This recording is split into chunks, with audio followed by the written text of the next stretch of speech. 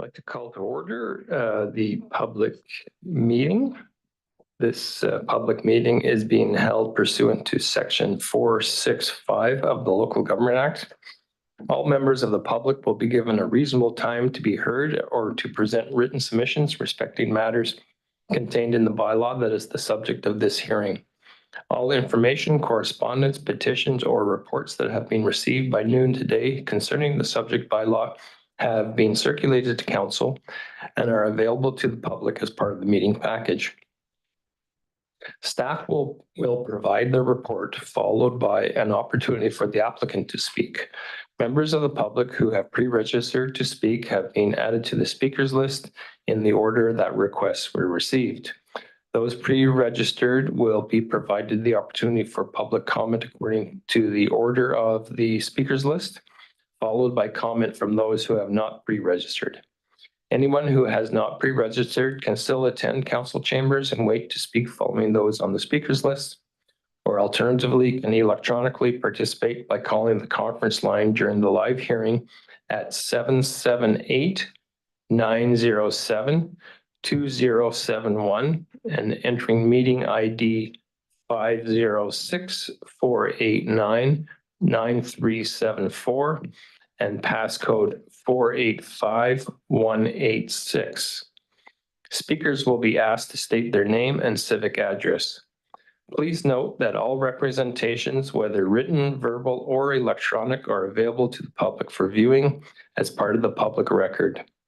Remarks will be limited to 5 minutes per speaker and should include all the relevant information in their presentation. Further opportunity will be afforded to all members of the public to speak a second or third time with new information only, once all persons have had an opportunity to speak. Council may ask questions of staff, the applicant, and the public, but once the public hearing is over, no new information can be received. Council debate on the bylaw will take place during the regular council meeting following the conclusion of the public hearing. At that time, any questions of staff will be for clarification purposes only. The corporate officer will now provide information on the notice of this public hearing. Thank you, Mayor Holmes. Notice was given by posting on the notice board at Municipal Hall and on the district's website, as well as advertising in the Summerland review issues of June 20th and June 27th. And the district has received no written submissions with regards to this application. Okay, thank you very much. I'll ask Mr. Dolovative to introduce the item.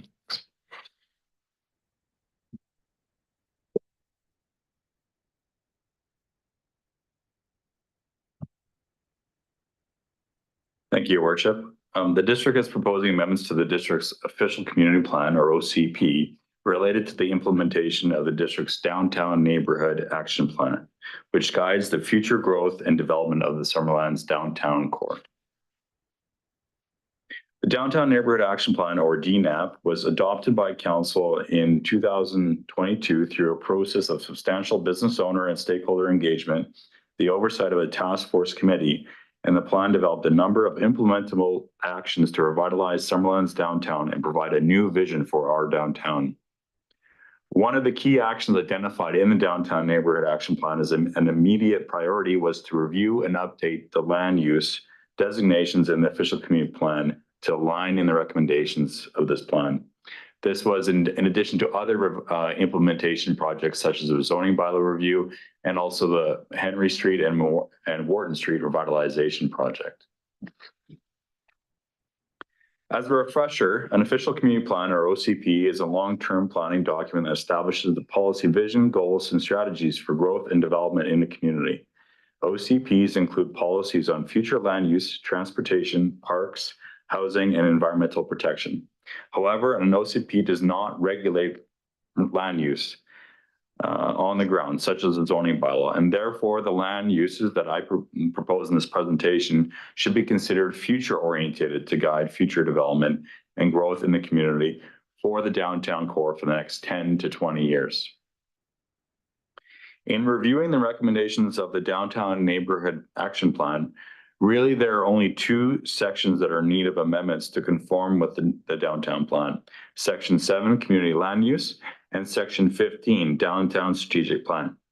I'll start first with section 7 and go over what is proposed to change in the OCP for the future land use in the downtown core. So the land use designations in the OCP are proposed to be amended to reflect the recommendations in the downtown neighborhood plan. Each land use designation now has a defined policy focus and provides guidance on permitted land uses, densities such as height and building types permitted. In addition, the future land use map in Schedule C of the OCP has been updated, and I'll be going through where these proposed OCP designations are to be placed. The 9 new land use designations are provided in the right, shown on this slide, and include low, medium, and high density residential, a new downtown high density residential designation that encourages even greater residential density in close proximity to our downtown, a downtown core intensification designation, a new gateway commercial designation, and then parks, recreation, and open space and administrative. This slide shows a comparison of what land use designations are existing in the OCP and those that are proposed to be eliminated and replaced, as shown on the left-hand side in red, as well as the proposed designations that are identified from the Downtown Neighborhood Action Plan to be included in the district's OCP. 4 of the designations are proposed to be removed. The low density residential intensification is proposed to be removed because of Bill 44 primarily has removed the discretion as to where the intensive aspects of low density residential can be placed. And in fact, now that we have to allow up to 4 residential units per property and that are for properties designated as low density residential, all of low density residential can be considered intensive. And so for that reason, we are proposing to remove that designation. For service commercial, this designation is proposed to be eliminated because there's only 1 remaining property left in the downtown core with its designation, and we felt it could be suited within the downtown core intensification designation. Now to get into the specifics of the designations, low density residential intent is to support residential infill in the form of either single family or small scale multi-unit housing that could include fourplexes or townhousing. A maximum of 4 dwellings per lot and building heights of up to 3 stories are permitted within this designation.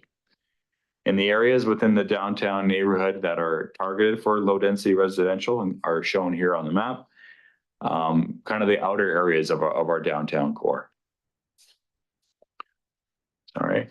In terms of the medium density residential designation, its intent is to support medium density housing developments up to 4 stories in height and act as a buffer between low and high density residential areas of the downtown. This designation supports apartments as well as a mix of housing types such as multi-unit housing, townhousing, and bare land stratas and cluster housing formats. Developments in these areas are subject to the multi-family development permit area, and this map here shows the areas that are proposed to be designated as medium density residential and create a bit of a buffer from that previous low density residential area and the higher density residential designations further into the downtown core. For the high density residential, this designation is intended to support apartment buildings primarily with 3 to 6 stories in height, and also to allow for some complementary associated accessory uses such as a hair salon, a health center, or a childcare facility that could cater to that residential density. The designation also supports townhouse developments that are 3 stories in height. Again, any development within these areas are subject to a multifamily development permit. And specifically for the high density residential area is the block where the Nestor's shopping center block, complex is, and it goes all the way up to Quinpool and along Dixon Avenue, where we have a good example of this type of density with the Parkdale Place BC housing project that is proposed in this area. For the new downtown high density residential designation, the intent here is to encourage even a higher residential density in an area that can complement the rest of the downtown core. It is recommended that in this designation that there be a minimum amount of 4 stories for any future residential development in the area. So this area here is specifically to be applied in the areas north and south of Jubilee Road West and to the east of Rosedale Avenue. There are some existing 3-story apartments to the north of Jubilee Road West here, but there are still, and it's expected that those apartments won't be developed in the near term, but there still is a number of large lots to the south of Jubilee Road West, including, for example, the BC Tree Food site that could be redeveloped in the near future for that higher density. Downtown core designation is to support mixed use development up to 4 stories in height and residential above the ground floor.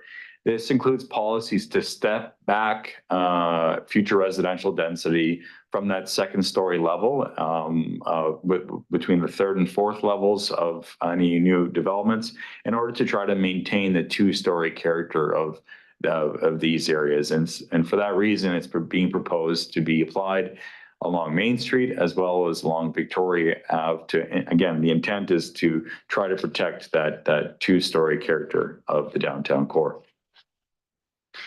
Downtown core intensification is the 2nd new designation that's been developed to encourage more mixed use formats of density in the heart of our downtown core, and to also encourage more vibrancy in our downtown through ground-oriented commercial units, as well as a new residential density in these select areas of our downtown core.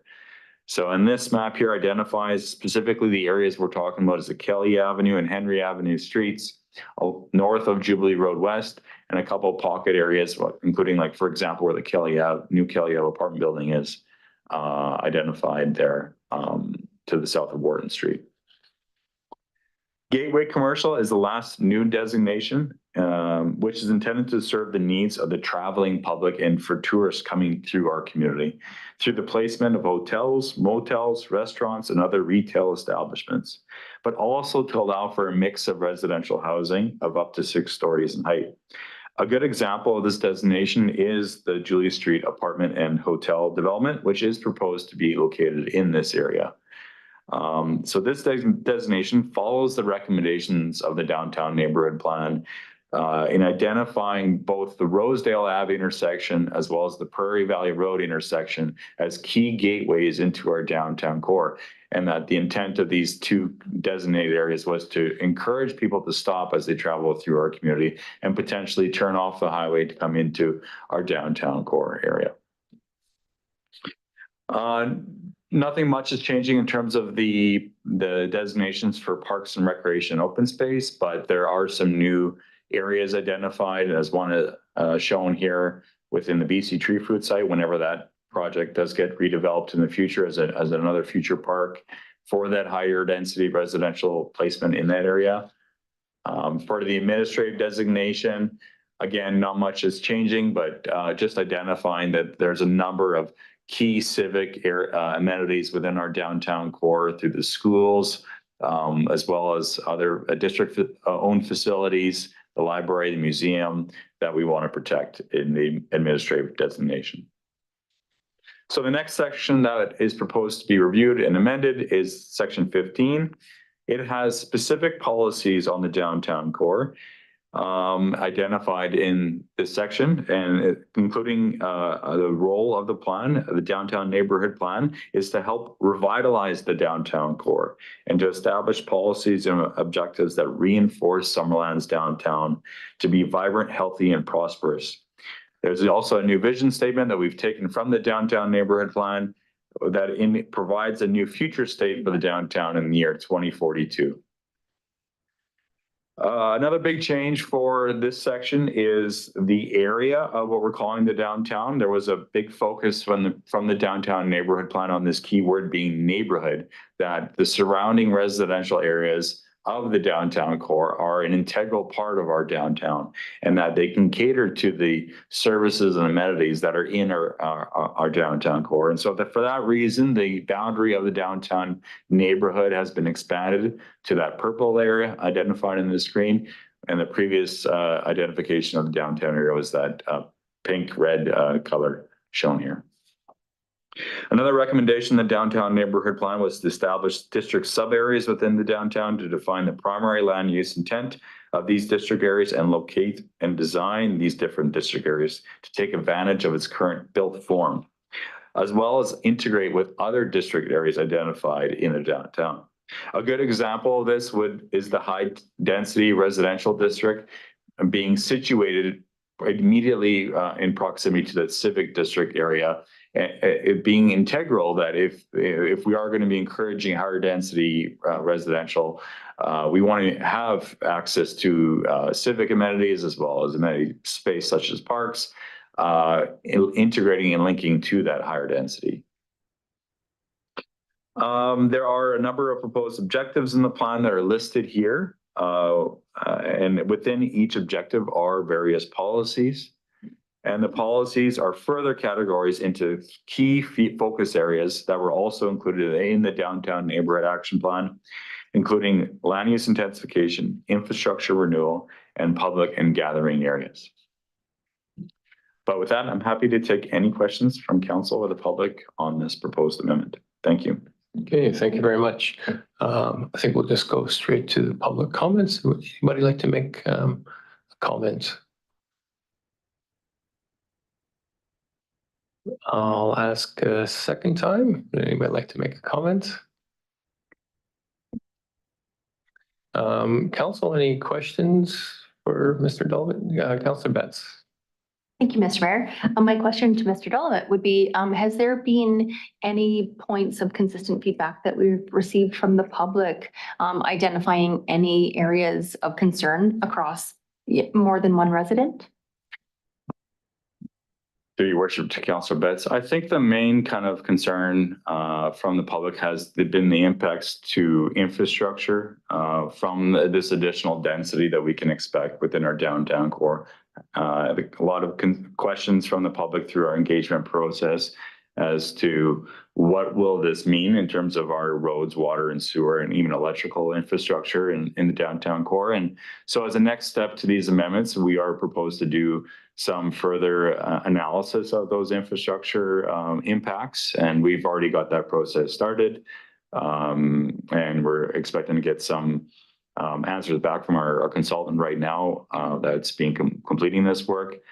And for the most part, from what preliminary we've reviewed, is that most of our infrastructure is well suited in the downtown core to accommodate this residential development. Thank you. Okay, thank you. Councillor Peak. Thank you very much, Your Worship. Mr. Dolvett, I'm wondering, council had identified that parks are important. I was wondering what kind of feedback you received from the public on the concept of what we're working on to expand parks or to have a greater opportunity. Through your worship to Councillor Peak, I think it has been identified by multiple people through the engagement process of these amendments that parks are a need in our downtown core. We have only one premier park that's fantastic is Memorial Park, but for the amount of density and new development that we're proposing, I would say more so even on the north side of the downtown area, there is a need for more park space. And so we've tried to accommodate that in this plan with we've got the BC Tree Fruit site identified as a potential park area. There's also an expansion to the Julia Street Park proposed with a future acquisition potentially identified on this plan. But it definitely has been a continuous feedback as well that we are needing more park space. Thank you. Anyone else? I'll call the third and final time. Any members of the public like to speak? You don't have anybody online? No? Okay. Then I'll call this public hearing closed and we'll move on to our regular council meeting. This meeting is being recorded live and is streaming on the District of Summerland YouTube channel. All representations to council, written or verbal, will form part of the public record and be available to the public for viewing electronically or as a written record. Corporate officer, do we have any late items? No late items. If I can approve the agenda, please. Councillor Van Elfen, Councillor Betts, all in favor? That carries. Consent agenda. Would anybody like to remove anything from the consent agenda? Councillor Peak? Yes, I'd like to remove 4.4A, City of Kamloops financial impacts. Okay. Anybody else? Councillor Bess? Thank you, Mr. Mayor. I'd like to remove item 4.3.A, the Deer Ridge sewer service results. Okay. Anyone else? So those two items will go down to number 12. If I could get a motion to approve the consent agenda as amended, Councillor Betts, Councillor Peak, all in favor? That carries. Bylaws from the public hearing. Do I turn this back to Mr. Dulvit or do we just jump in? We just jump in. Okay. Anybody? No discussion, then we need a motion on the table. Councillor Van Alphen, we picked this around a lot. Thank you, Mr. Mayor. I'd like to bring the motion forward. Thank you as presented. Okay, thank you. Do I have a seconder? Councillor Patton. Any discussion? No, I'll just say this has been a long process, starting with the action plan group task force that we had. How many years ago was that now? So it's really good to see this coming to fruition. And thanks, Mr. Dulvit, for all of the work that you've put into this. It's great to see it happening. So I'll call the question. All in favor? And none opposed. That carries. Moving on to my mayor's report. Yesterday at Memorial Park, I participated in the official Canada Day flag raising ceremony with MPL Elvis and MLA Ashton, which was also attended by Deputy Mayor Traynor and Councillors Peak, Betts, Van Alphen, and Barkwell, and most of Summerland, it seemed. It was an amazing turnout and a great day. The Summerland Legion once again organized the Canada Day celebration, as they have for many, many years. This year, they partnered with the Chamber of Commerce, which is now known as Destination Summerland, and who received a $2,000 grant in addition to the district's $500 grant in aid to the Legion to help make the event even bigger and better with live music and activities for children. There was also a pancake breakfast provided by Kiwanis to go along with the traditional lunchtime barbecue, ice cream, and Canada Day cake. MLA Ashton and I teamed up once again, likely for the last time, to cut the cake and hand out pieces. Last year we ran out of cake, so this year we made sure there were 2 cakes, but we still ran out. So Chief Robinson, if you could pass on apologies to all the firefighters who were there, who I wasn't able to save them each a piece of cake. So I really feel really bad about that, but there was none left. So July means school's out for the summer and out for good for our grads. On June 24th, I was able to attend the Summerland Secondary School graduation ceremony along with Councillors Van Alphen, Peak, and Barkwell. Fiona Gerard, who is one of our casual lifeguards and swim instructors at the Aquatic Center, received the Verrier Award for Best All-Round Student. On behalf of Council, congratulations to Fiona and to all the class of 2024 for their outstanding achievement. We wish you all the best in your future endeavors. On June 19th, Councillor Barkwell and I attended the Chamber of Commerce AGM, where a new board was installed. There wasn't a lot of turnover on the board, and Mike Hildebrand remains president. This continuity will be important as the Chamber rebrands itself as Destination Summerland to focus on bringing people to Summerland either as a visitor or to become a resident. Another priority for them is the sale of the visitor center property and finding a new home downtown that should help to bring more people into town. On June 13th, Councillor Van Alphen and I attended the regular board meeting of the Regional District of Okanagan-Similkameen, where directors approved the awarding of a 7-year contract to Waste Connections Canada for the curbside collection of garbage, recycling, and mixed food and yard waste in the rural areas outside the municipalities. In order to obtain economies of scale, the regional district collaborated with its member municipalities, including Summerland, on a regional RFP. Each local government was then responsible for awarding their own contracts. In all the bids received, the service costs for the rural areas increased much more than it did for the municipalities. For this reason, back in May, the board asked RDOS staff to evaluate if an in-house service could be delivered at a lower cost. The analysis came to us at our last meeting on the 13th. And while the decision wasn't unanimous, most directors felt there was too much risk and not enough time to bring the service in-house. At the same board meeting, RDOS directors agreed to a 6-month trial of a 4-day work week with the aim of improving employee recruitment and retention and offering a better work-life balance for staff. The trial won't be the same as Summerland's compressed 4-day work week. RDOS staff will work fewer hours overall, and office opening times will remain the same. To maintain productivity, the idea is to reduce time-wasting tasks that have become common in the traditional work week model. The trial starts this month, today actually. Finally, at the same June 13th meeting, the board approved a project to establish a corporate pathway for reaching net zero emissions for RDOS buildings and facilities. The project will look to see what can be done through improved energy efficiency and where greenhouse gas emissions can be reduced through the electrification of buildings currently relying on fossil fuels. The project cost of $678,000 is 100% funded from a grant received from Natural Resource Canada's Smart Renewables and Electrification Pathways Program. That's my report. I'll ask the CEO for his. Thank you, Your Worship. It was a great Canada Day weekend, and thankfully an uneventful one with no major fires or flooding or other community-wide impacts to impact people's plans. A big shout out to our park staff who have been taking good care of Memorial Park this summer. It looks great, even with all the events we have been having.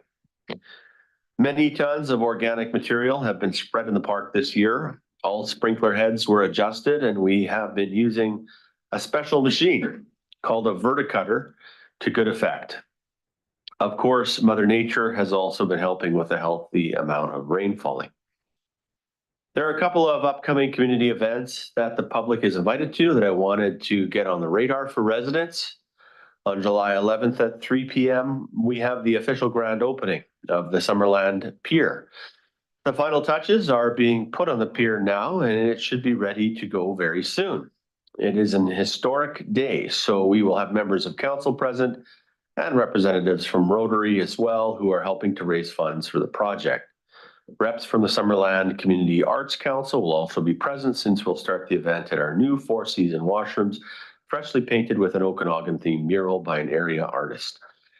On July 13th, from 11:30 a.m. to 1:30 p.m., we will have a special anniversary celebration for our fire department, which is turning 75 this year. I don't think our fire chief's turning 75 this year, but I looked at him. We will have the usual family-friendly activities, of course, but also RCMP and ambulance presence, and some cake for everyone in attendance. Hopefully enough cake for everyone in attendance. It should be a great day and another historic one for Summerlanders. And finally, just a reminder to residents that taxes are due Friday, July 5th this year. So please make sure you mark that in your calendars to avoid any late penalties. And with that, I conclude my report. Yeah, thank you, Council. Any questions for either of us? No? Okay, so we'll move on to public comment opportunity for agenda items. Anybody would like to make any comment on an item that's on the agenda? No? Okay, we'll move on to development reports, Eco Village, OCP, and this will be our sustainability coordinator.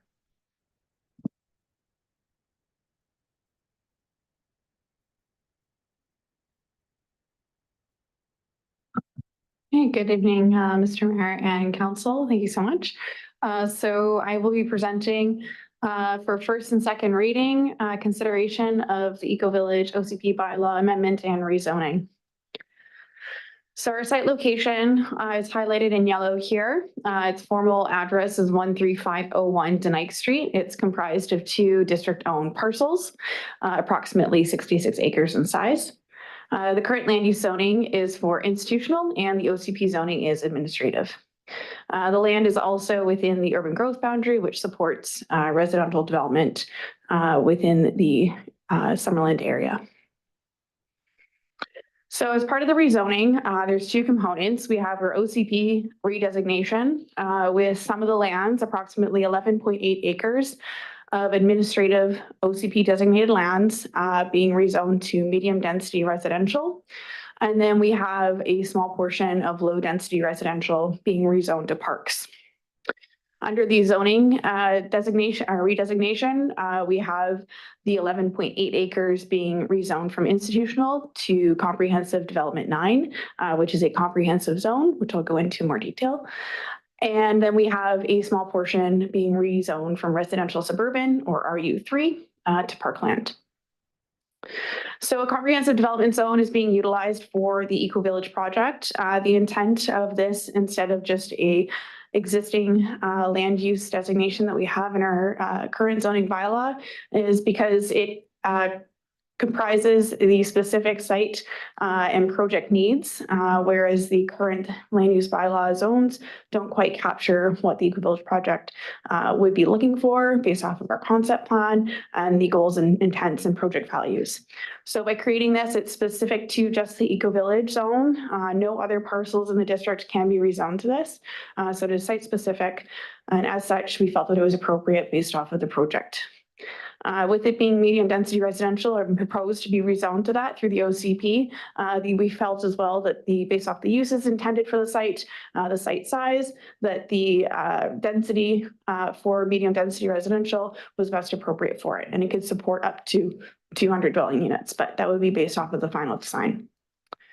The rezoning is supported further by a draft design guideline, which reinforces all the project goals and values, as well as the conceptual plan, which was approved in April of 2022, which we based off some of the rezoning areas and vision. So for the sub-area mapping here, we're showing the full lands, and it's including the parkland, which is all in green. And then the colored areas are the sub areas within the CD9 zone. So all of those colored areas are going to be zone CD9, but within it, we have specific sub areas that have specific uses for different housing types and different topographical considerations based off of those areas. The one exception is the solar site. It's remaining institutional and administrative as per the zoning and OCP documents, but it will also be subdivided out separately and remain a district utility. So while it's shown here, it's for context, it's not part of the CD9 zone. The subdivision, the draft subdivision plan is also noted here, with just specific notes to the size of each of those sub areas. And again, those will all be rezoned to CD9. So just for context, I've included the maps here that are part of the 2 bylaws. So for OCP amendment, these are the areas that are planned to be rezoned from administrative to parks. And again, it's not including the solar facility that is exempt as part of this. And then we have this little portion here that's currently zoned as low density residential, which is intended to also be rezoned to parks.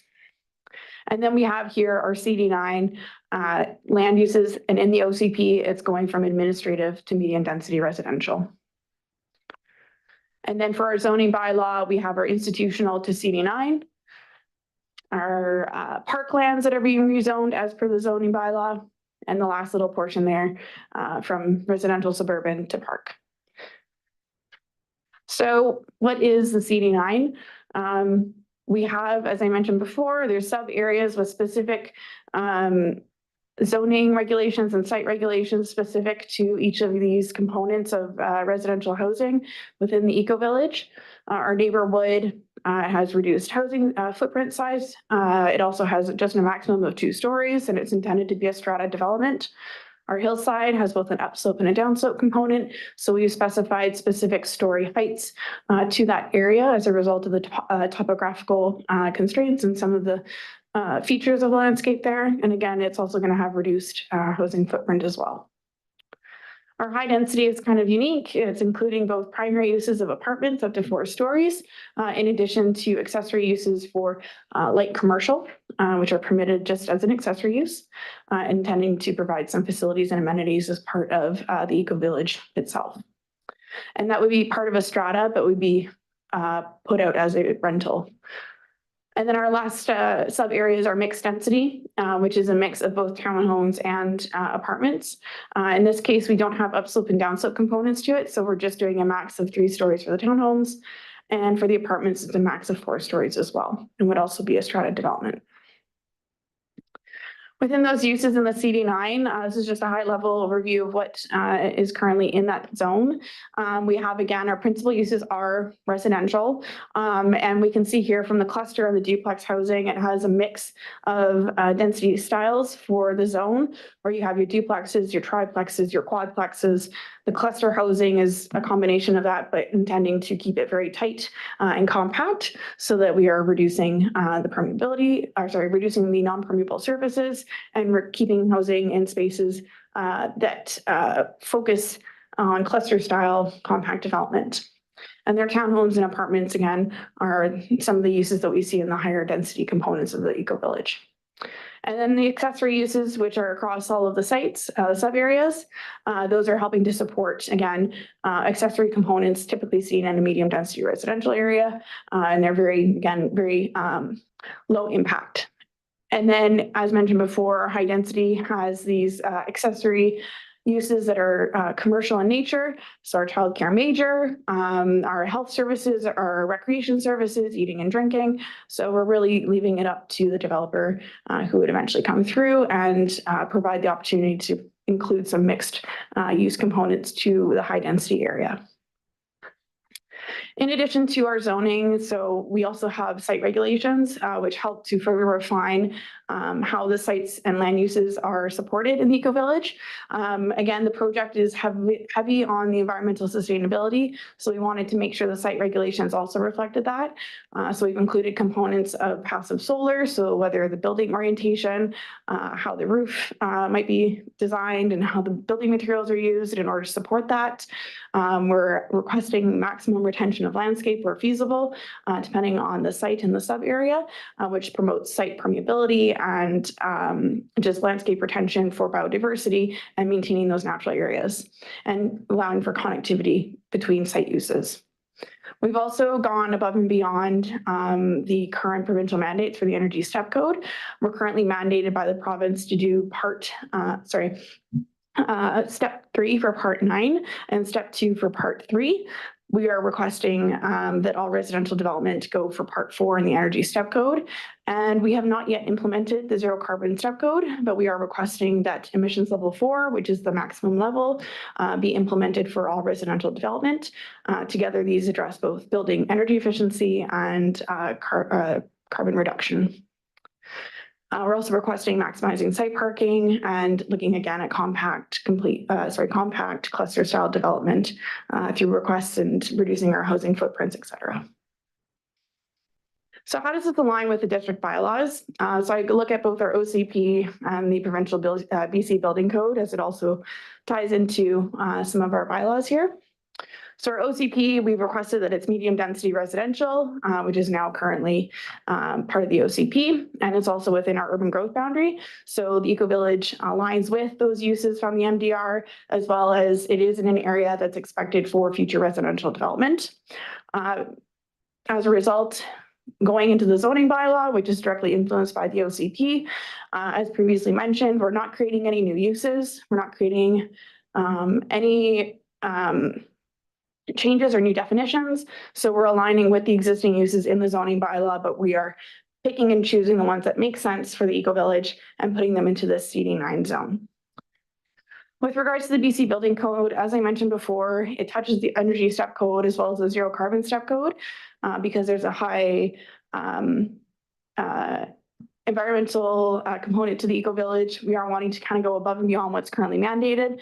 So looking at our building bylaw, we're going above and beyond what the provincial mandates are providing and what we currently are following, which is the step 3 for part 9 and step 2 for part 3. So we're going above that, requesting step 4.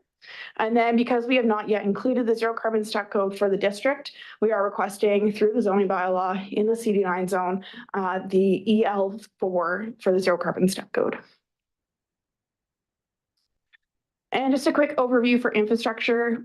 We have an existing water main that goes up to the solar site to provide fire suppression. So that'll allow us to eventually connect for future residential development for the eco village. The proposed Deer Ridge sewer also goes through the site, and that would also provide accessibility and connection opportunities for future sewer for the eco village. We also have a road that's been partially developed, again, up to about the solar site. In its current format, it's just a rough kind of gravel road, and the intent is that the developer would eventually provide full development of it and finish it. In addition to providing internal roads to any of the sub areas noted in the CD9 zone to provide accessibility and access to the rest of the residential areas. And then we have 2 emergency egresses. One is proposed to go up to a private property, and the other one is to follow the current access road or semi-access road along Prairie Valley that connects to the actual Prairie Valley Road itself. And just to provide a quick background, so going back into 2021, council requested staff to look at the feasibility of an environmentally sensitive eco village to complement the solar site. Staff then went forward and conducted a number of, or requested and consulted with a number of contractors to receive reports and technical assessments to understand the feasibility of the site. We also conducted some preliminary engagement with stakeholders, Penticton Indian Band, and adjacent landowners. And then in 2022, we did a survey, our very first one, and then also continued engagement with PIB, as well as completing the Eco Village concept plan, which is what's been used to help guide this process to date. And then this year we conducted an open house to provide full updates to the public in order to advise of where we were and what the draft CD9 zone is looking like, and also did a public survey then. And we continued to engage with our council committees, and then we also engaged with the building community. Our next steps is to go through this process with the council and mayor to go through rezoning and then subdivision following. And then in the fall of this year, it is proposed to do the land sale. Prior to the council report, we circulated out to external agencies on June 10th. We didn't receive any major comments. There were a couple from Interior Health, just requesting consideration for additional residential units and affordability, as well as looking at prioritizing complete compact connected communities and looking at providing safe, affordable, convenient, and active and public transportation networks. And Penticton Indian Band, we sent that out on June 19th, and we've requested that a deadline of August 13th be provided to them. So we're waiting on any comments that might come from them. As part of the builder engagement, we engaged with 4 different builders and area community professionals. Largely, we received positive feedback from them, but we also received some comments regarding the land sale and how to proceed with that, whether it be a single or multi-developer. We also had some specifications as to balancing requirements for the land itself and the type of frameworks that we're requesting and the layering of that and the possible trade-offs that might arise. And then we also had some conversations around the step code requirements. And for the most part, we were advised that step code 5 would probably be too far and less efficient for the particular geographical constraints of the Okanagan interior. So our step code 4 still remains, as does the zero carbon step code EL4. On April 26th, we had a meeting with the Advisory Planning Commission. Most of the comments came back, had many concerns. They were concerned about the location, the accessibility. Just in general, they were not happy with the project.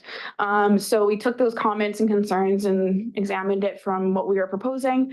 And At the end of the meeting there, we had the request that the advisory planning commission support the OCP bylaw and zoning bylaw amendments for a comprehensive development zone, and they failed. But they did request that we go back with staff to consider expressions of interest from a collection of developers to gauge feedback on the project to ensure that we were going in the right direction for marketability and feasibility for the project itself. Sure. You said that the APC asked to go back to developers, but the slide before, you did engage. So they were asking for that to happen again, or? Through the chair, I can provide clarity. So as a result of the Advisory Planning Commission and the comments from the CCAC, they requested that we just, have we engaged with the building community? Have we done any kind of specific talks? And we said, no, we haven't yet. So as a result of those two meetings, we decided to go to the building community and sit down. So while the slides are kind of in disorder from the timeline perspective, the building community engagement was as a result of those comments from there. Yeah. So following that, staff met with the Community Climate Action Advisory Committee on May 3rd, and the support was largely positive. However, there were still some concerns and comments to staff to consider. Again, there was a concern with affordability. Does it make sense for the area? Are we making sure we have sustainable modes of transportation? What are the connectivity networks like? Again, another committee member requested that we go to a higher step code at step 5. And then there was a request that we provide infrastructure for some sort of carpooling or car share program within the site itself. But overall, there was general support from this committee.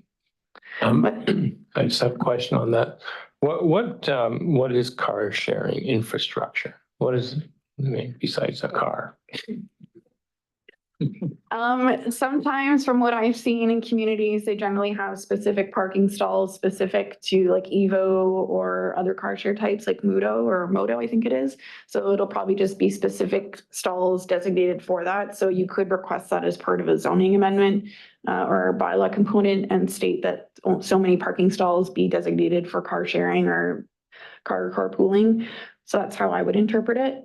We are purchasing the cars. We're not expecting the developers to have the cars purchased, but it's just to support it and say, hey, if you have an Evo, you can park here and you're fine, as an example. It'd be like disabled parking, like a designated parking spot. Yeah. And also, generally speaking, what is the difference between step 4 and step 5? Through the chair. So step 4, well, actually, I would like to clarify, do you mean step 4 and 5 for the energy step code? Just to make sure. Okay. Yeah, sometimes it gets confused because they all are steps of something. So I just wanted to make 100% sure. Step 5, from what I've discussed with the building community, it really does almost become like a semi-passive house. So it becomes even extra airtight compared to a step 4. The thicker building materials for, again, energy efficiency, insulation, things like that. There is a bit of a higher cost associated with it. And in some cases, you do find that you need to have setbacks changed a bit to accommodate the thicker building materials. So when talking to the builders, they said in their experience that generally they see that as a detriment to those living in the Okanagan because it's just too hot and the amount of daylight sun hours that we get here. A passive house out here would be absolutely horrific for someone living in a house like that. So you'll typically want to see a step 5 for something like in a cooler climate, like the Lower Mainland or Whistler. I know they've got a passive house there. So realistically, it doesn't make sense for our climate zone, and they didn't generally recommend it as something that we should pursue. Councillor P. Thank you very kindly, Your Worship.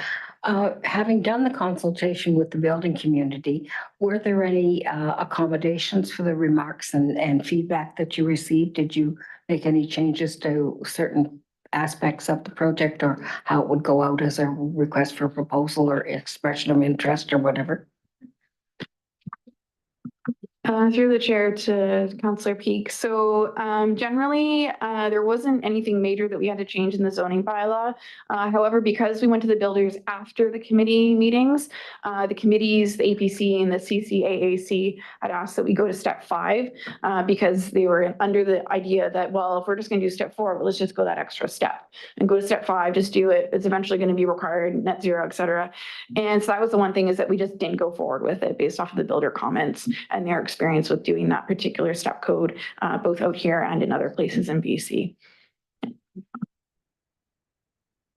There was some suggestion or some discussion about an opportunity for a collection of construction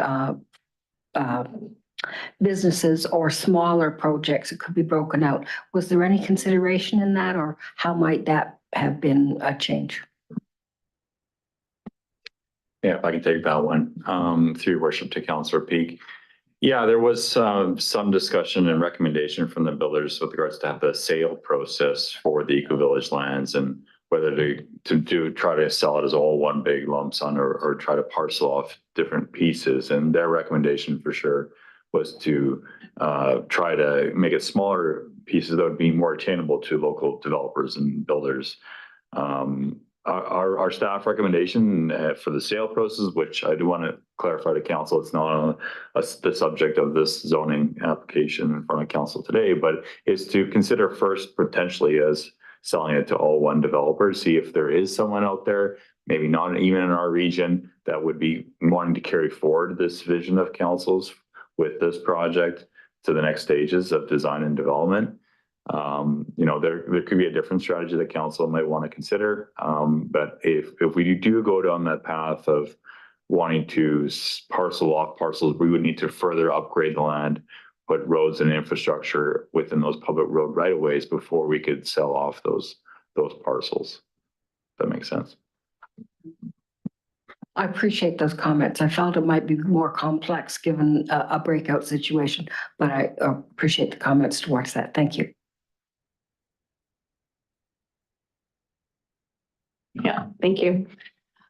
So with the Community Climate Advisory Committee, in addition to supporting staff's recommendation, they also requested that council incorporate an aspect of ride sharing within the Eco Village plan.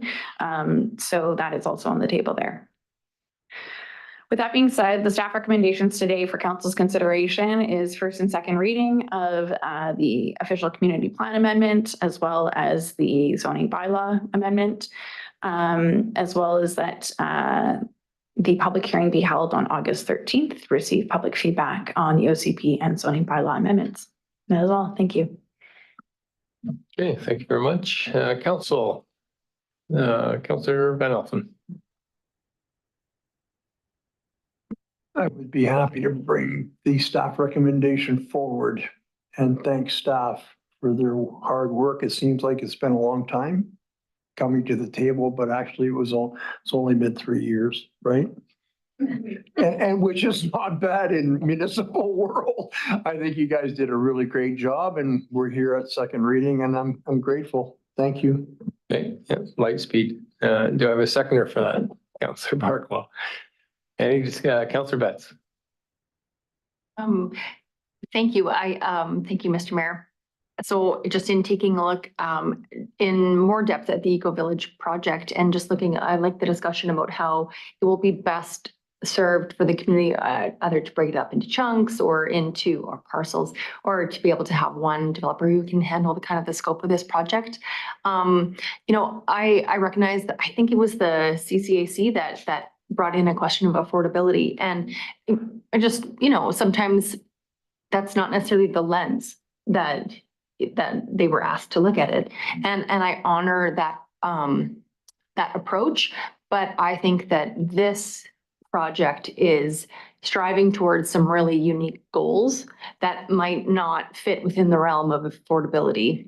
And I mean, unless there is also in some of the multi-unit housing, there can be some really amazing opportunities in being built really well that they can actually reduce, you know, utility costs and kind of long-term costs in the building. So I just kind of would like to make note of there's this difference between bringing your upfront cost down versus your living cost as well. And those are different things. And I think that council's been trying to achieve some of those other affordability goals through some of the other approvals of other projects. So I think those are two different things, but that this Eco Village project to me seems really interesting. I'm really curious to see what the community has to say once we're kind of moving forward a little bit more.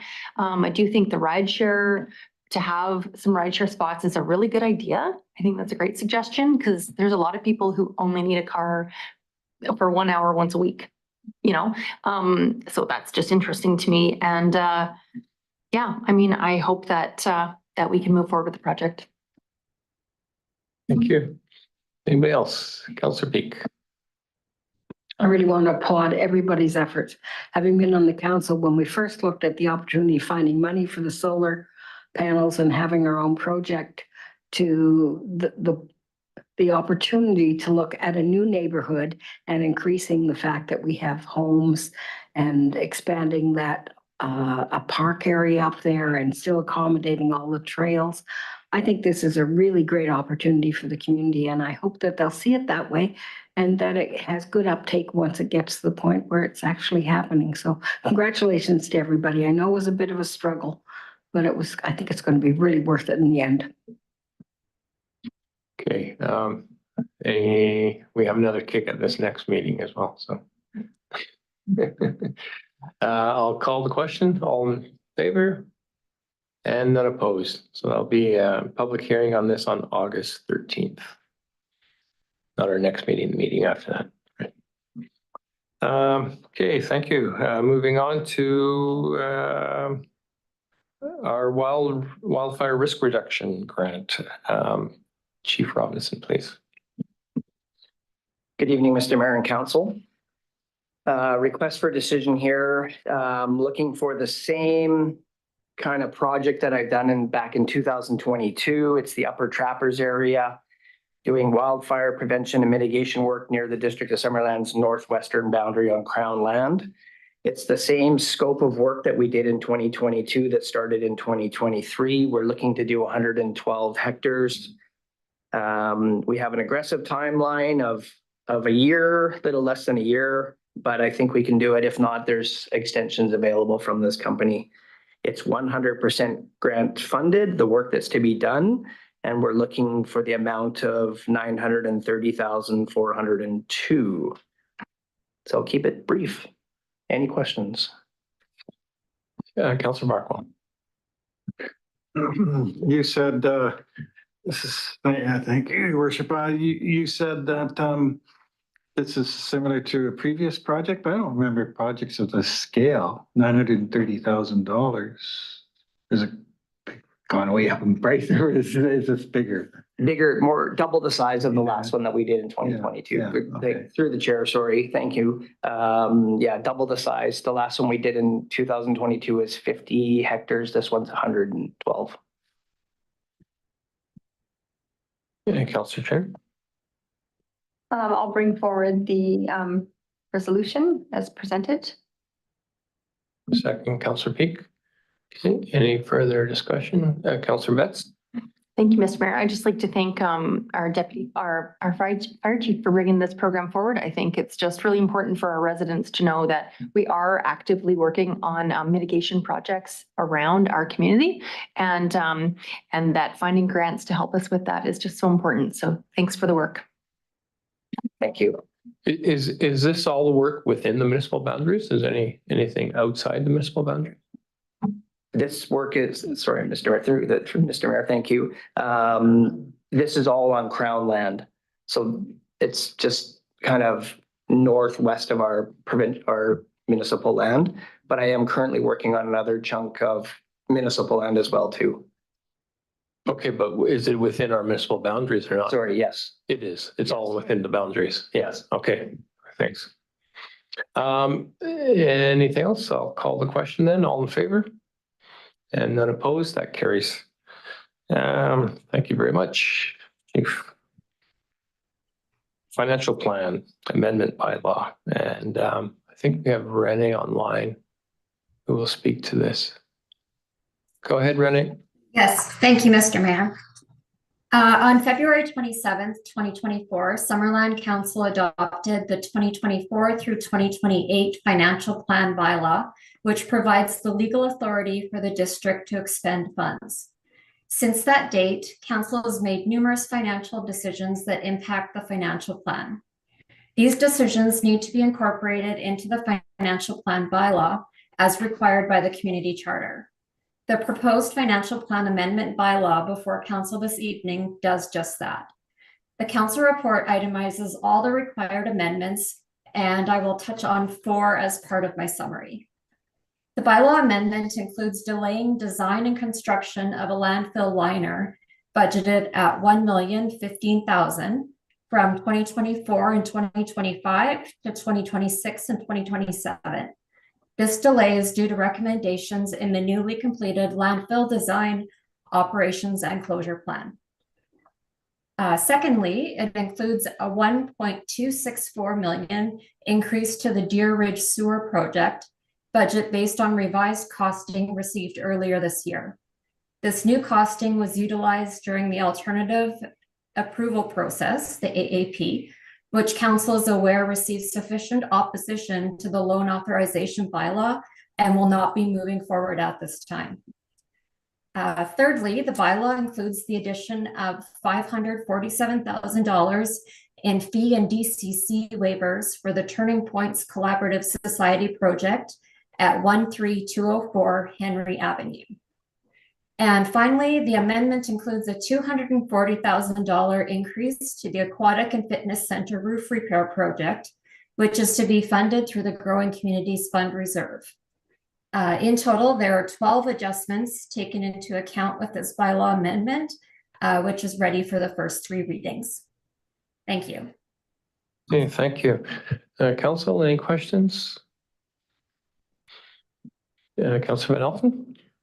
I'll bring forward the staff recommendation. Okay, thank you. Seconder? Councillor Betts, any discussion? I'll call the question. All in favor? And none opposed. Thank you. Thank you, Rennie. Thank you. Motion from May 21st, public art policy, Councillor Peak. Thank you very much, Your Worship. I'm bringing forward this motion. We did our own cultural plan in 2016 and subsequently actually had a cultural committee for some time, as well as we had a staff person for culture. And as a result of COVID and the necessary savings we had to find, that staff person went away, and for whatever reasons, that committee was dissolved and never came back again. There has been continuing discussions at the Art Council for the opportunity to look at creating a public art policy and bringing forward an opportunity to fund that policy. And therefore, I've brought this motion forward for consideration by council to look at doing both those things.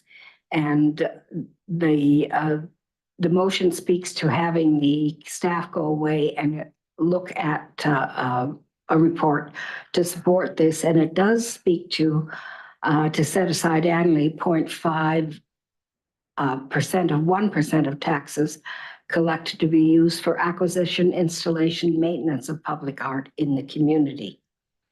And we had presentations from during the discussion and creation of the cultural plan. There was a great deal of discussion, and we had presentations from other areas regarding the fact that if you're going to have the impact of a cultural plan be apparent, that it has to be transparent and has to have consistent investment. So in light of those kind of discussions and the history that this community has shown, I look for the opportunity to have this motion come forward and be passed. Okay, thank you. Do we have a seconder?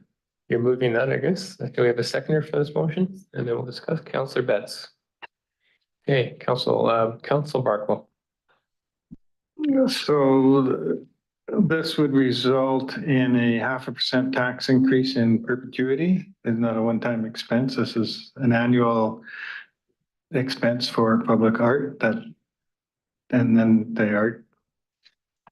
the council, who would select how this money is spent to? It would be based on whatever policy came through from staff.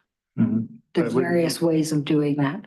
And it would set the amount that we spent on public art each year at 0.5% of our tax revenue. That is the suggestion. It could be modified, it could be up to.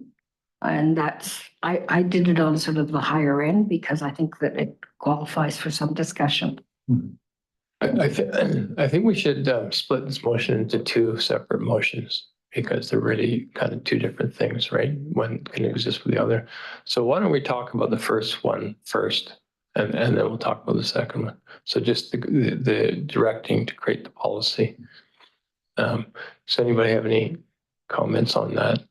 It has been, it is part of the cultural plan. My question, Councillor Peak, is so the last council, we were going to I think you were on the Arts Council board at the time, probably the president. We were talking to the Arts Council, and they were going to prepare a draft policy but for whatever reason that didn't work out. And do you know the backstory for that? And if that's something the Arts Council would be interested in doing still? Well, I thought it could be better with a cooperative effort, and that's why I'm bringing it back here. Councillor Nelson. Thank you. It's not that I disagree or don't agree or disagree. I just want to know, is it something that we can handle today? Is it part of our strategic priority? Is it something that staff can handle? Or is it something we talk about during strategic priority goal setting? I'll turn that to CEO. Thank you, and through the mayor to Councillor Van Alphen. I do believe that was before my time, but when we had the cultural plan commitments, there was also a cultural coordinator. I don't recall their name, and I think at one point they were laid off, and some of the strategies were put on hold and commitments were put on hold because of the lack of capacity with the layoff of that position of the cultural coordinator. That position is not being rehired. If council wants to add this as a priority, we could certainly do so. We'd need to talk about juggling some other things or maybe shifting some of the timelines in the existing priorities list. And I believe we are coming back to council in September for the next conversation with council on strategic priorities. So if it's something that wants to be explored, that'd be the right time for us to talk about where it fits. Councillor Peak. I appreciate the discussion, and I don't wish to hurry it in any way. If it was to be supported by council, it could even go for consideration for strategic priorities in the next session, so next year. But I'm just like to get it on the radar. Councillor Bennett. Thank you, Mr. Mayor. In my experience, having a public art policy and having public art in communities comes from having a public art policy, and it really enriches communities, which ultimately makes people want to come to our communities and either live here, visit, spend their money, spend their time downtown, which I think is incredibly valuable. You see, actually, I'm from Alberta, and though I've spent a lot of time living in Ontario, in Alberta, you have two different cities, and Calgary has a public art policy, and they have public art installations all over, and Edmonton does not. And Edmonton does not have art all over, and it's noticeable, and it really enriches Calgary's downtown and all around. And I just say kudos to that council for having the vision to believe that this is valuable to your community, because it takes a long time to develop and to build enough art and culture in your community, which I think Summerland is already doing a really good job of. But maybe the problem right now is that the funding is a little too ad hoc to make a comprehensive program that actually moves forward. I'm not certain. Well, I guess now that we've split the motions separately, I think that it's a valuable contribution to our community. So I would be in support of that. Thank you. Councillor Traynor. I really like the idea of having a public art policy, especially as we bring changes to our downtown and we start to develop it more. I think that art really enhances that policy and our parks and all that kind of stuff. And it adds for a lot of culture. But I just would like to see this fit in within our strategic planning discussion so that we can kind of know how it fits in and what our capacity is. I don't really know how long or how much time goes into creating a public art policy, but I think seeing it with all the other things that we're doing would be really helpful, and then we could set a timeline for it. But I do love the idea, and I think that Summerland's becoming a more sophisticated place, so I think that a public art policy would be certainly welcomed here and needed, and I think it would enhance our town a lot. Councillor Patton? Thank you, Worship. I agree. I think now's not the time. I think that with our downtown plan, we've got some changes that are coming up to enhance our downtown core that we've put some monies towards, I believe. And so I think what we need to do is put our efforts into that plan and then bring this in as a strategic priority where we can look at it from a different lens when we don't have everything else in front of us right now, so we can actually give it a good, honest view. Thank you. Councillor Marco? Yeah, I worry that a policy could be limiting rather than guiding. But that being said, Councillor Betts gives me some assurance that it can be guiding and help. So yeah, when the time comes, I certainly think it's worth having a look at, but not being familiar with what that might look like, I wouldn't want to say yes, a policy for sure. Yeah, my view is like the deputy mayor's. I think it's important that we have a public art policy. It's one of the, I think one of the big takeaways from the cultural plan that we haven't acted on yet. And I think we need to do it. Though I think if it requires something dropping off our strategic plan, I'd like to know what we need to make that decision, what's going to drop off.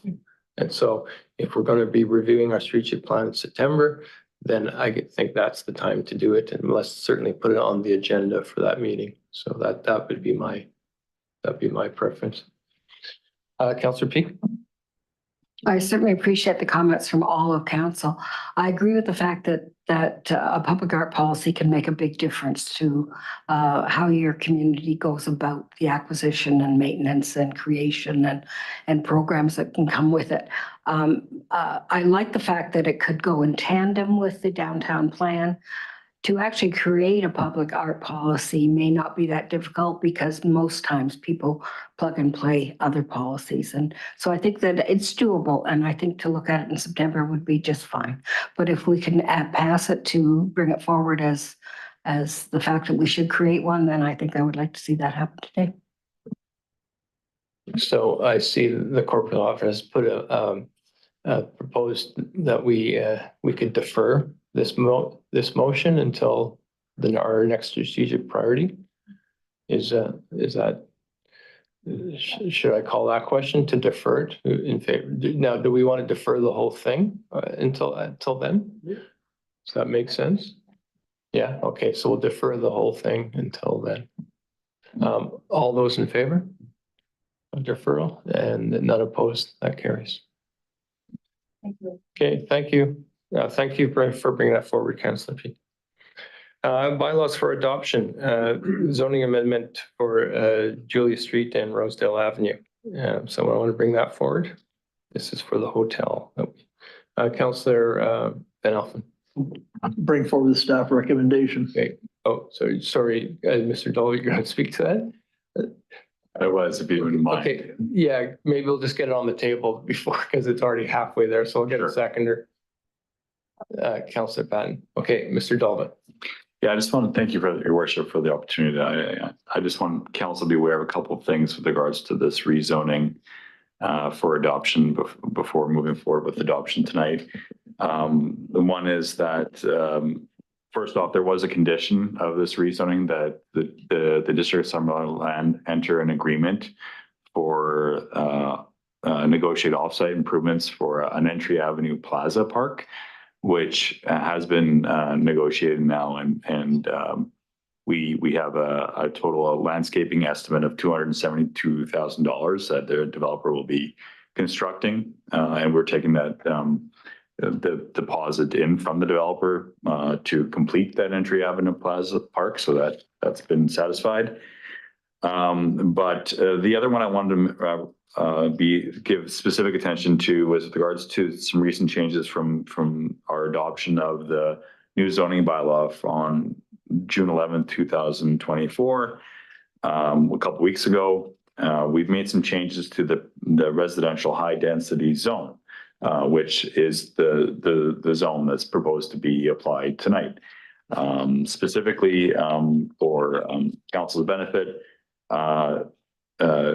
the residential high density zone has been increased to allow for 6 stories in height versus the previous maximum limit of 4 stories. So I just wanted to flag that for council's awareness that, and I have previously discussed with council that a future development variance permit would be required for the apartment building for the Julia Street project. But because of, in light of the June 11th zoning, that height variance would not be required no longer. There are going to be other variances related to the development permit to allow for that project to proceed, and that'll be coming forward to council. But I just wanted to flag for council's awareness that that increase to the residential high density zoning, and happy to take any questions on that. Thank you. Any questions? Councilor Betts? Thank you, Mr. Mayor. Actually, my question, I was looking at the different attached documents, and it's not as much about the zoning because I understand that change there, but it was about the entry plaza and the commitments made by the company. And I noticed there's actually quite a lot of paving stones rather than green space kind of at the entry plaza. And ironically, pertaining to our last conversation, there's $55,000 set aside for an art feature that isn't yet labeled. And I was just wondering if there's any insight into that, or if we need a public art policy to be able to indicate what would be best to welcome our guests into Summerland.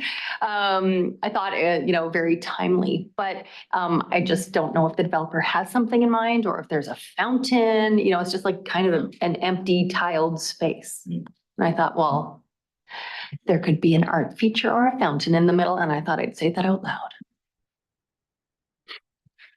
Mr. Delavette. Through your worship to Councillor Betts, yes, that is an opportunity here.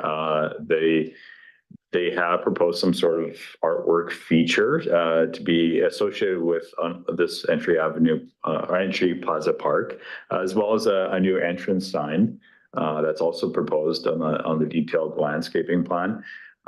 So there might be an opportunity there to collaborate with the developer on an art placement. And there could be some contribution from them as well on that. Okay, thanks for bringing Thank you. I'll call the question then. All in favor? Oh, sorry. Yeah.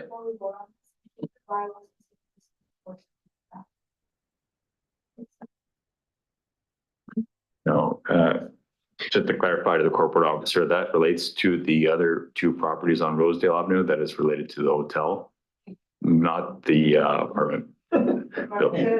Yeah, we're good. Okay. Good thing we have somebody looking at the details. Yeah. I'll call the question. All in favor? And none opposed? That carries. Fees and charges amendment by law for adoption. So I want to bring that forward. Councillor Betts. Second. Councillor Van Elfen. Any discussion? Call the question. All in favor? None opposed? That carries. Council procedures amendment by law. So I want to bring that forward. Councillor Van Elfen, Councillor Betts, any discussion? Call the question. All in favor? None opposed? That carries. No business arising. Notice of motion. Councillor Barkwell, you have no. Well, I was going to do this in council reports, but this is a good time to do it. At the museum meeting last week, there was a lot of discussion about the expansion of the museum. They have a grant for $145,000 for the detailed design work and such. As it turns out, the expansion plan is to head east on the building, which is the logical place, but there's a sewer line on the district property in the way there. And a lot of work was done prior to realizing that the sewer line was there and was in the way. You could probably talk for a long time about whose fault that is, and never come to an agreement. But regardless, it's the better plan is to go east than to try and work around the sewer line. So I would, had made some preliminary inquiries as to what it would cost for the district to move that sewer line. I got a price, it's kind of high, but I think we can do better.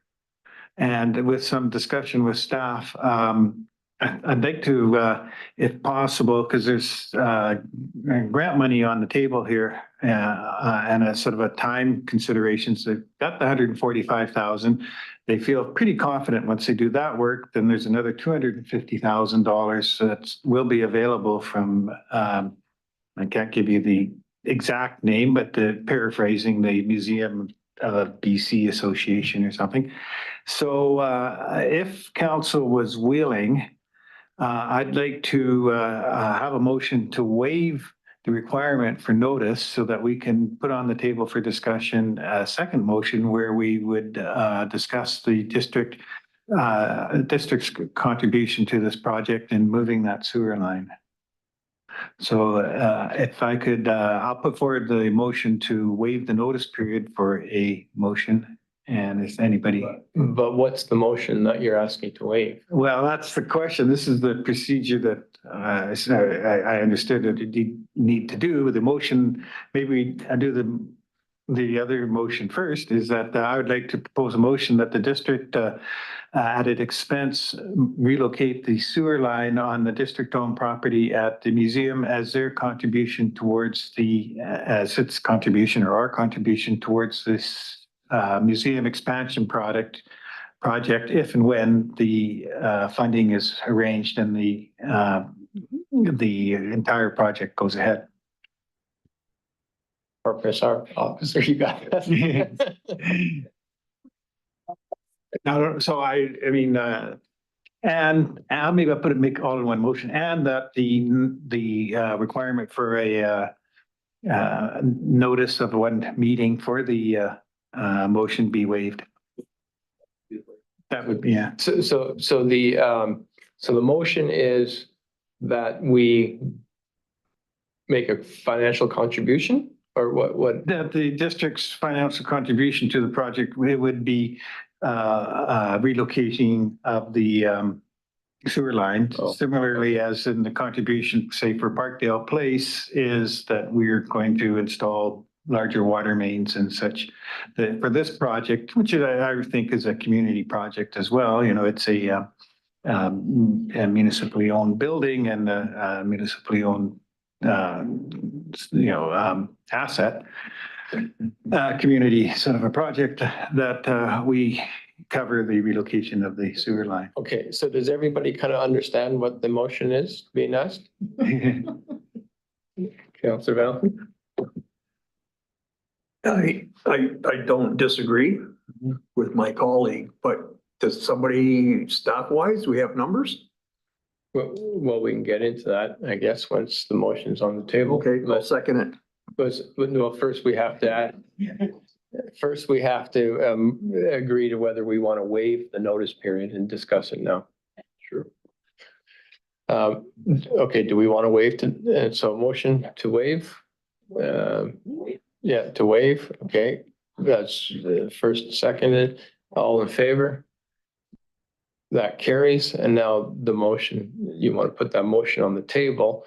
We should have something kind of written up, maybe. State it? No. We'll see if the corporate officer can work. So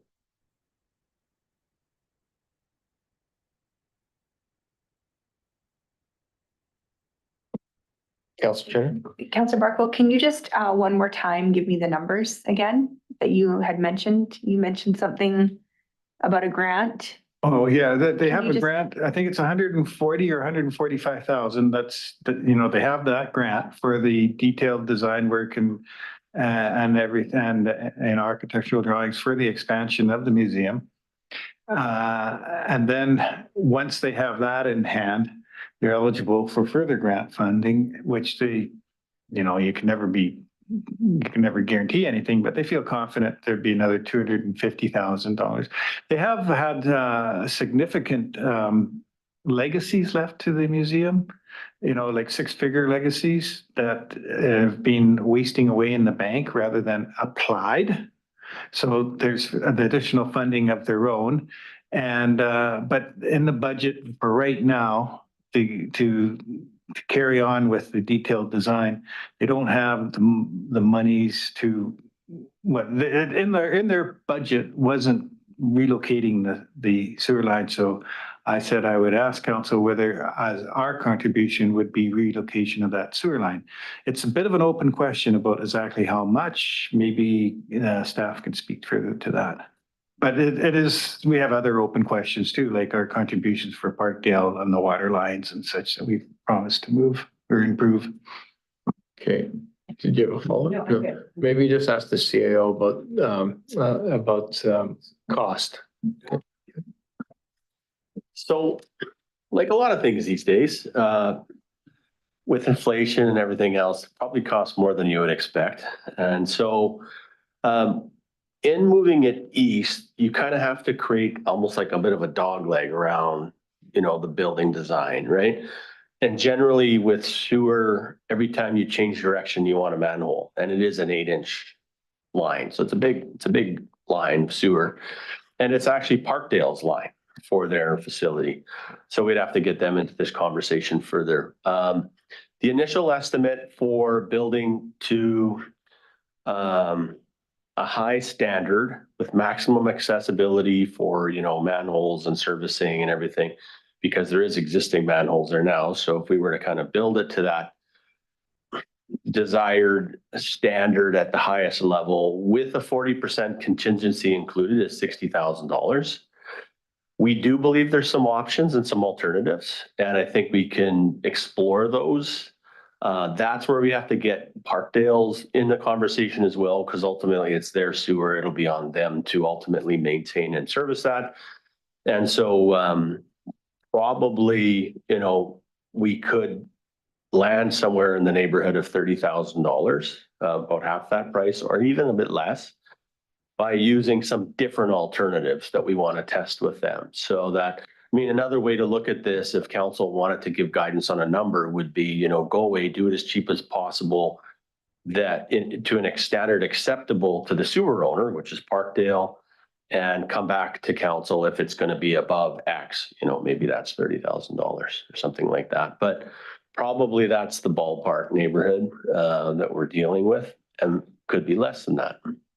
So Councilor Barkle, would that work if we gave approval up to $30,000, and if it was more than that, then they would have to come back? That would work for me. Should we put that in the motion as an amendment? I think so. We haven't really I've already seen the motion yet, but I'm sure we can massage it. Anybody else? Councilor P.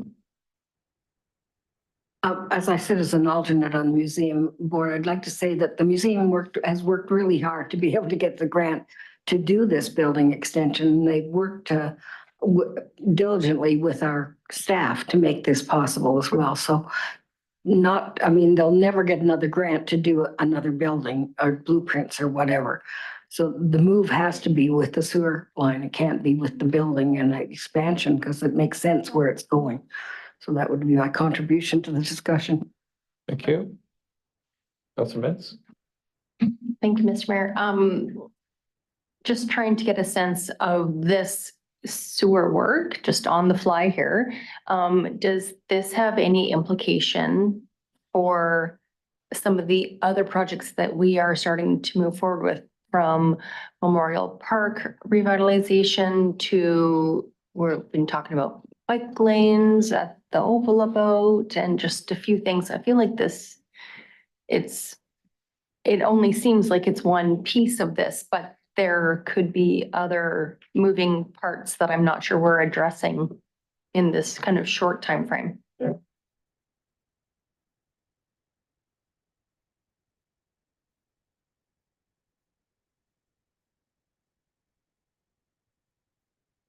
Okay, so we have a motion on the screen here.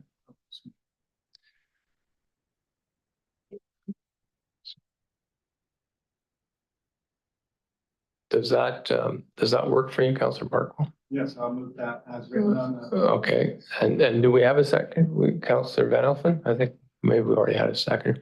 Okay, any further discussion? Councillor Barkle? I don't know if it needs to be in the motion, but there's always the chance that the whole project fails. So we're not going to move it until we know that there's a contract for construction. I guess that goes without saying. Yeah, we're not going to start tomorrow. We're waiting for something to happen. And I suppose we can find this money in some reserve somewhere. CEO? Yeah, we would, consult with the Director of Finance, but one area that comes to mind is potentially the Growing Communities Fund. There's some dollars still unallocated in there and certainly plenty enough to cover this. Or if it's next year's, then we can deal with that budget. So, yeah, okay. Okay, Councillor Betts. Thank you, Mr. Mayor. I guess I'm just trying to wrap my head around council's willingness for this to be our contribution to this project. Like, I don't know what a typical contribution would be from a municipality towards this project. Is this appropriate? Is it underwhelming? Is it overwhelming? I just feel a little caught off guard and not financially prepared to make this decision. Well, one thing I don't really understand about the whole project, so the existing building, we own it, right? The municipality owns it. So who's going to own the addition? We will own it? Oh, okay. So we just, okay. CEO. It just, in a sense, you can think about it as they're our partner in helping find money and effort to upgrade our building. And that we've encountered a speed bump here in the process, and I think this is the solution council is recommending. No, I think it's more than fair. Councillor Chair. Okay, no further discussion. I'll call the question. All in favor? And any opposed? Don't see any opposed. Call, it carries. Okay, any other notices of motion? Okay, items removed from consent, 4.3A, Councillor Betts, Deer Ridge Sewer Location Area Service results. Okay, thank you for the opportunity. I just wanted, I know that the petition was negative, so that we're not moving forward with the sewer to the Deer Ridge local service area. And I am just wanting to get a better sense. I know that staff are going to be coming forward with some new options, and will that include impacts to the potential Eco Village project? CEO. Thank you, through the mayor to Councillor Betts. So what we know from the petition being successful, which means the project borrowing doesn't go forward, it's kind of an odd thing, but it's a petition against that was successful, is that we can't do the borrowing that was planned for that project. The developer to the west is still interested in seeing their parcel being sewered. And so what they're looking at doing is seeing if they can get the financing to fund that. The original sewer design might change somewhat, but it won't change the design in all likelihood to our Eco Village property and up through Taylor Place. That's still the most sensible gravity-based design because it's using the old flume sort of contouring. So depending on if that actually materializes with that developer and they come forward with something, we already have in our budget our contribution. We anticipate probably still in the same neighborhood in terms of our contribution. And maybe that project could go ahead with that developer.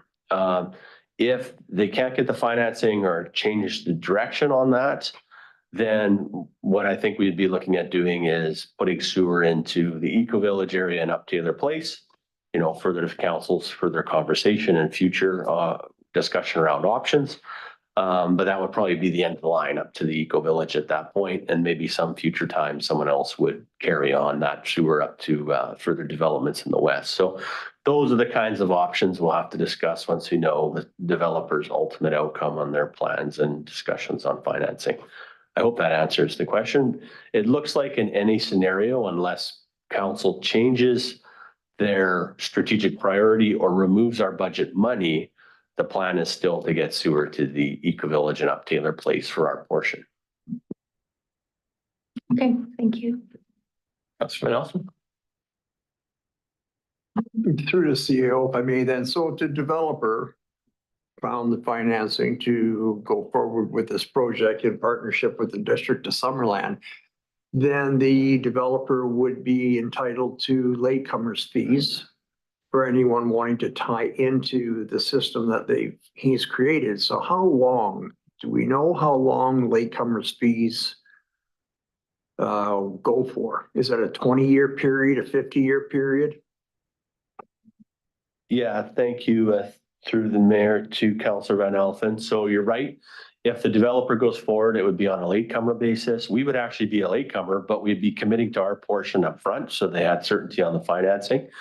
And for other latecomers, it's up to 15 years. That's the term. I do also want to just note that it could be that some of the original sewer design changes, we had planned some sort of like spurs that would go up into different parts of Deer Ridge as part of our design. I could see the developer being more Spartan in their plans, wanting to just get that sewer out west of the property they have. And maybe it's just people that would be latecomers along that line, but others not being able to be latecomers along that line. Councilor Barco? The latecomer fees a provincial regulation, or is it something in our bylaws? If we wanted to have a longer latecomer fee period, could that be incorporated? Because, you know, time goes by quickly. And the second question would be, logically, the developer would put the straightest line up to his project and not up those spurs, but then would those individual spurs be able to have their own local service area? Like, I don't know the names of the streets up there, but, you know, they all sort of go off to the right as you go towards the new property, and each one of them has a collection of homes on them. And it could be a separate local service area to tie in. Yeah, that's great. So that's a possibility. Yeah. Yeah, through the mayor. I think you're picking up Karen Kendra's body language there, but yes, to Councilor Barkwell, the local area service is still a possibility for some of those different spurs. I think one of them coming, if I remember the name, Hermiston, is that one of them? Yes, so that's an example of one of those. But I guess the 15 years is a legislated provincial element. And I don't think we get to play with the blocks on that one. So that would be what it is. Okay. Anything else? Okay, so I'll need to, someone can bring that forward for information. Councilor Betts, second. Councilor Nelson, all in favor? None opposed, that carries. 4.4A, the letter from City of Kamloops, Councilor Peak. Thank you, Your Worship. I just wanted to recommend to council and senior staff this report, which emphasizes the gaps, increased costs and shortfalls that much like the District of Summerland is also seeing, and the downloading and the attendant costs that we have impacts on. So I just think it's worth a good read. I don't know if it's something that we want to endorse, but I can see this being an effective way of bringing forward to the government through UBCM or through SILGA or whatever. I think this is, and I don't know if you had the time to take a good look at it, but it's a very good deep dive. Yeah, it's amazingly detailed and it got quite a bit of press too, I think. So it's certainly out there. Councillor Betts? Thank you, Mr. Mayor. Yeah, I started reading it thinking I'd only skim it, and then I ended up kind of digging in on each page because they really put a lot of work and staff time and effort into this document and really looking at the impacts to upper level government decisions, into municipal and local government expenditures. And it really is significant. And I think it's a valuable starting point for these discussions because it's more clear. You got to have numbers to showcase sometimes how these downstream impacts are really coming into municipalities who are already struggling financially to meet our obligations, which always are continuing to grow. So I think that I found from Summerland's perspective that maybe we're not faced with the same challenges, and Kamloops would maybe be able to advocate even more effectively alongside Vancouver or like the greater Vancouver area municipalities, just because they've got so many more residents and some of the similar problems. But the scope of the financial challenges are very clear, and the document does a good job sharing and showcasing that. Okay, anyone else? Just need a motion to receive. Councillor Peak, second. Councillor Betts, all in favor? That carries. Moving on to item 14, councillor reports. Anybody have a report? Councillor Betts. Thank you, Mr. Mayor. Just a little note at the year end of our school years, of course, and not only do we have our grade 12 graduates moving on, but we've got our little grade 5s are moving on. And from Giants Head Elementary, it was noted during the leaving ceremony that this will be the last grade 5 leaving ceremony from Giants Head School. And that was significant for all the students who were there. It was all the grades are there for the leaving ceremony, and next year will be a closing down of Giants Head School ceremony for impacting everybody. So it was great, well attended. The school just does a great job and really good show. And the Giants Head Marathon is just such a highlight every year. So just wanted to share that. Thank you. Anybody else? No? Councilman Elfin? I don't recall the date, but myself and Councillor Peak and Councillor Betts was organized by our aquatic center, Asia, our head lifeguard there, and staff, put on a wonderful event for the kids that's ending the school year. We cooked hot dogs and had all sorts of treats for the kids. And then they brought in a foam machine and the kids had a ball up there with that foam machine. But I just want to thank staff at the Aquatic Center. It was a wonderful function. Weather was a little odd. Tents were blowing away, but the barbecue didn't move. That thing's like solid. So everything went well and it was a great day, and had a great time yesterday at the Canada Day events in the park. It was really nice. And it was a huge amount of people there. It was really cool to see, and a great turnout by I saw a lot of staff there from City Hall, and it was just a fun time. Thank you. Thank you. Nobody else? Okay, public comment period. Any members of the public like to make any comments? Just come up to the podium, sir, and push the button so the red light comes on, and you have 2 minutes, and you should see the clock ticking there. So go ahead. Thank you, Mayor Holmes. I recently moved here and I am on disability, and I collect bottles. And I have realized that locally there's a discrepancy between this law that I have here in my hands and how things function locally. So it says here in the Environmental Management Act that a container redemption facility must pay not less than 10 cents per return.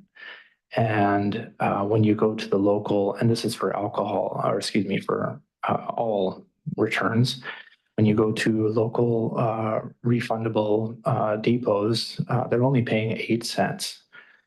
So most people don't have time for this, but I take it personally that, the law that says that we should be getting 10 cents back when we pay 10 cents should be something that should happen, especially locally.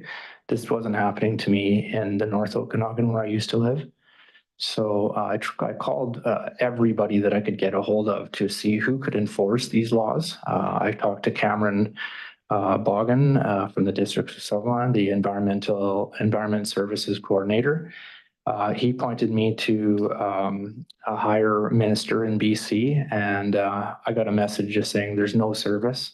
So the people that are in charge for enforcing it don't have any capacity to help me.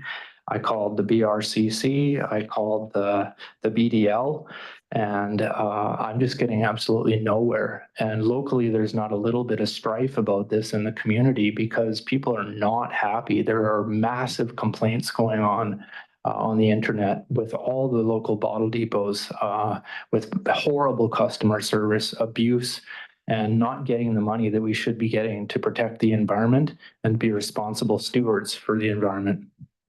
Okay, thank you. I think if you just hang on to the end of the meeting and we can talk to you about it and see what we can do. Okay.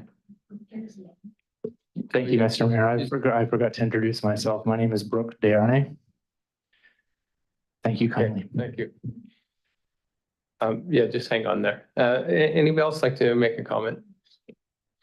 No? So I just have a motion to adjourn. Councillor Betts, Councillor Barkwell, all in favor? That carries.